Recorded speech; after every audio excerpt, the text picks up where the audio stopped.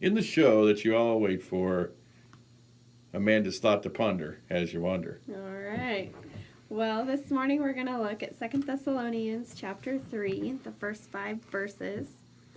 And Paul is saying to the Thessalonians, "Finally, dear brothers and sisters, we ask you to pray for us. Pray that the Lord's message will spread rapidly and be honored wherever it goes, just as when it came to you. Pray, too, that we will be rescued from wicked and evil people, for not everyone is a believer. But the Lord is faithful. He will strengthen you and guard you from the evil one.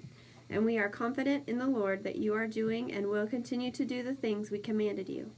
May the Lord lead your hearts into a full understanding and expression of the love of God and the patient endurance that comes from Christ." There's a lot we could talk about in there. But starting in verse 3, where he's saying, the Lord is faithful. He will strengthen you. He will guard you from the evil one.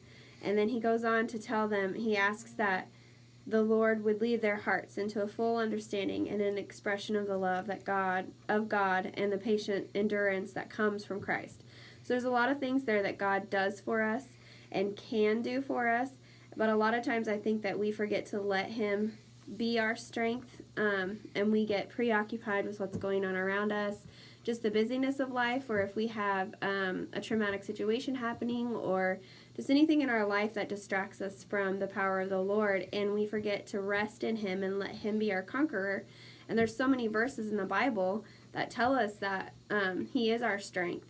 But I was reminded this week when I was taking care of my kids, which I do every day, but I had 2 of them at home at the same time, and they were playing in the other room. And my 4-year-old Bam Bam, just whenever he gets upset, he screams. It can be a tiny, tiny little thing. He just screams until the problem's fixed or until someone gives him what he wants.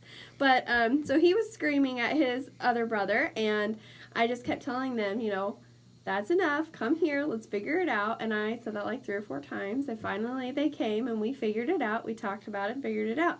But he wouldn't stop screaming. And so when I was talking to him, I said, I can't help you if you don't let me help you.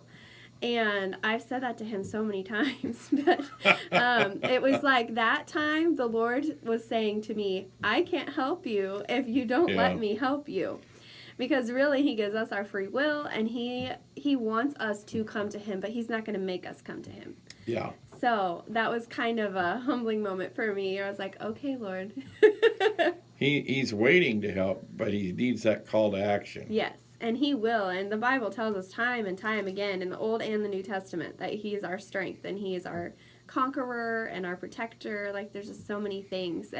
But we have to claim that, and we have to stand on it with faith. So that is true. Tell us how we can find your blog and your video page. HeBringsJoy.com, and on YouTube you search #ThoughtToPonder.